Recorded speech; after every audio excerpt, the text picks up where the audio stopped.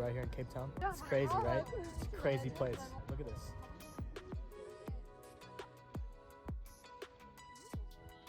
It doesn't get any better than this.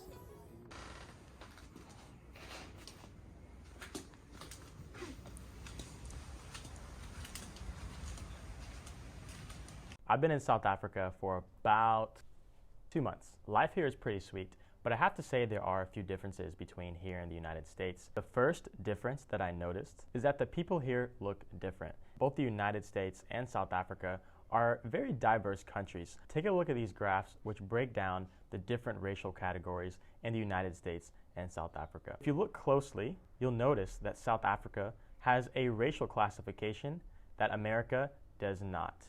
And that classification is colored.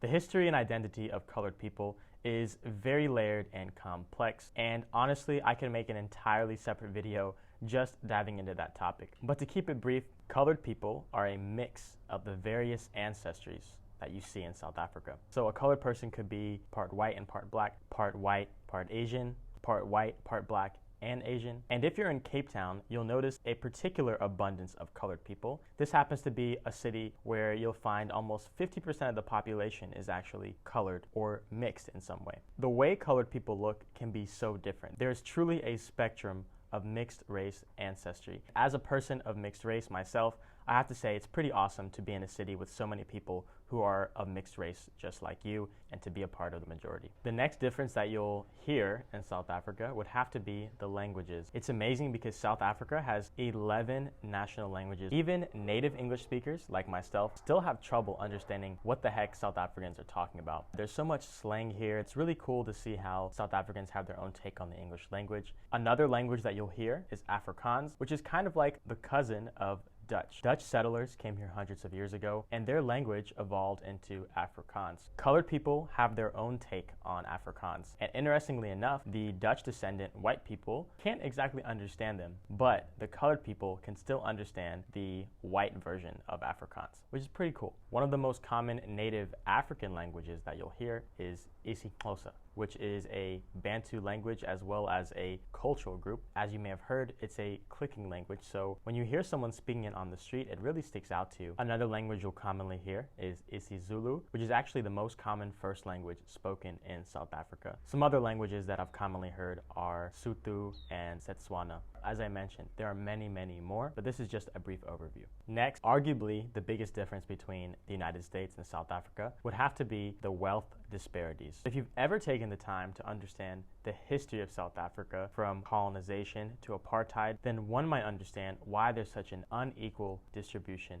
of resources. To catch you up, the European settlers who came to colonize South Africa created economic systems that allowed them to generate massive amounts of wealth while ultimately keeping the people who already lived here, as well as the slaves that they brought, without much economic opportunity. Arguably, these systems are still in place today. When apartheid ended in 1994, white South Africans accounted for less than 10% of the population, but 90% of the land ownership. Through discriminatory policies, colored South Africans and black South Africans were actually pushed out of major cities into what are called townships. Townships are communities in South Africa where the people live despite having minimal opportunities. These areas often are incredibly dense and impoverished, often lack secure infrastructures, and also have the highest crime rates in the country. By forcing such a large percentage of the colored and black South Africans into these townships, they were able to create a divide which still exists today. But you don't have to go into the townships to see the wealth disparities. In cities like Cape Town, you will find areas that have shopping malls, people driving around in very nice cars, and just down the road you can find a community of people living in tents. It's very common in South Africa for people to approach you on the street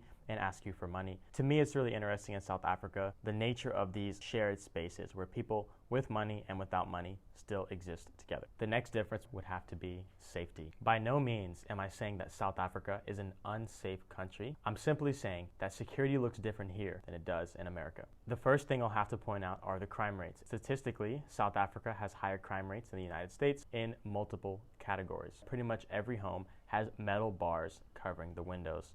It's also very common for homes to have fences surrounding them with barbed wire, electrical wire, and all of that. In America, we keep our security inside of the house. if you know what I'm saying. Since coming here, I've definitely grown in my appreciation toward the American police. It's commonly known that the South African police aren't always very reliable, and a lot of people hire private security. The next difference is the lifestyle. Cape Townians certainly have a pretty awesome and active lifestyle here. First, there is an abundance of mountain ranges to explore. Table Mountain is our most famous mountain. Cycling and running are extremely popular. There's even a race called the Cycle Tour where 20,000 cyclists come from all over the world. And we have endless beaches for if you want to relax, go for a swim, maybe go surfing.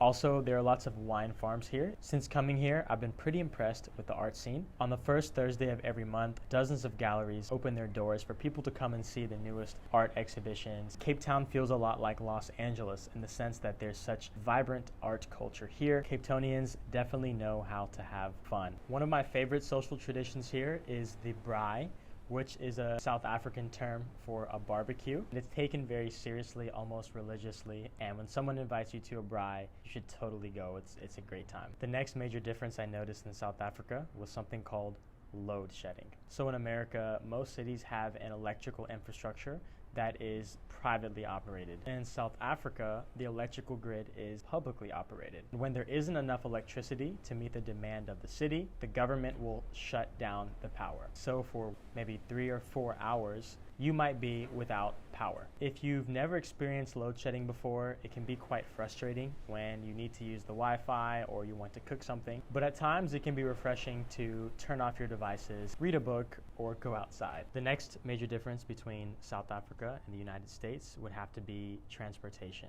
When you first come to South Africa, it takes a few weeks to get used to driving on the left side of the road. There aren't many public transit options like metros, but people still use buses and trains here. Ubers here are actually about half the price that they are in the United States. But when it comes to the roads, taxis are king. Taxis refer to these minibuses that are a bit dangerous on the roads. They find ways to sneak through red lights, go off-road, whatever they need to do to get you to your destination. They're always hustling for customers. If one drives by you on the road, they'll whistle at you or get your attention and ask you where you're going in case they can give you a ride. Like I said, taxis truly rule the roads here. The next major difference is the currency value. South Africa's currency is the rand, and $1 is about 15 rand. The dollar is a bit stronger than the rand. And you'll find that many things here, from food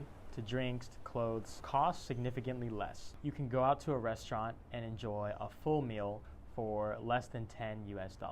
But there are some things, such as technology and certain name brands, that are actually more expensive. But for the most part, if you're coming from the United States, you can expect to be surprised about how affordable things are. The next major difference is the education system. In the United States, the school year runs from August until about May.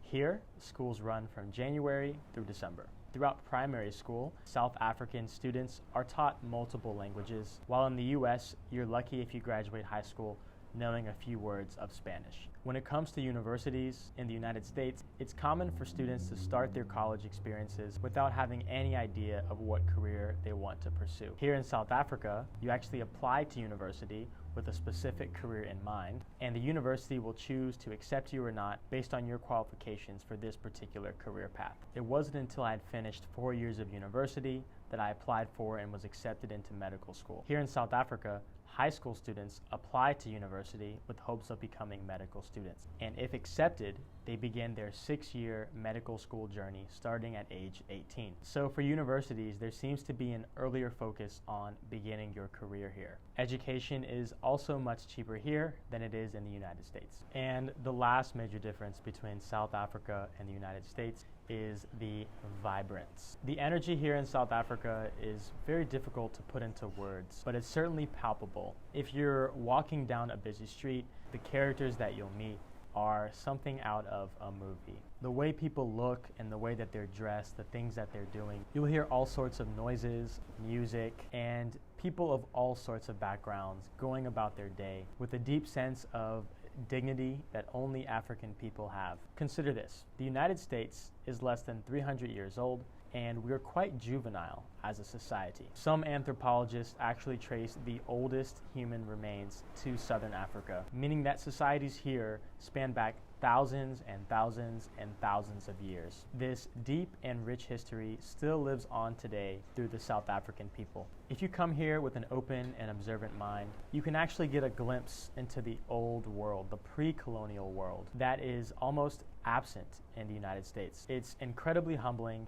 and you can certainly sense the vibrance and richness of culture here. And I believe anyone who comes to South Africa should take the time to truly explore and learn about life in South Africa. So that's it. Those are some of the biggest differences I noticed moving from the United States to South Africa. Tell me what you think in the comments, if anything stood out to you, or if there's something that you'd like for me to discuss more. Maybe you're a South African. Did you agree or disagree with anything that I said? Let me know. It's JD checking out. Until next time.